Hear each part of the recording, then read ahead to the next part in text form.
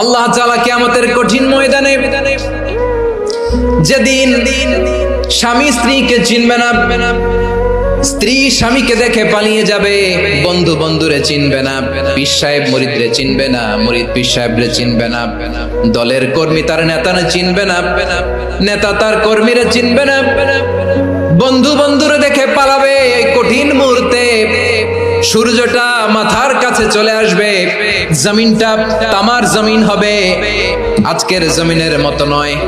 মানুষ ঘর্মাক্ত, ক্লান্ত, শ্রান্ত মাথার মগজগুলো কানের ছিদ্র আর নাকের ছিদ্র দিয়ে বেয়ে বেয়ে পড়বে। বিশ্বনবী ফরমান, কিয়ামতের ওই কঠিন ময়দানে 7 শ্রেণীর ব্যক্তিকে রব্বুল আলামিন তার আরশের নিচে ছায়া দিবেন। তার মধ্যে প্রথম শ্রেণীর ব্যক্তি হলো ইমামুন আদিল, যে ইনসাফের সাথে বিচার করে, যে জাস্টিস সমাজে সার্ভ করে।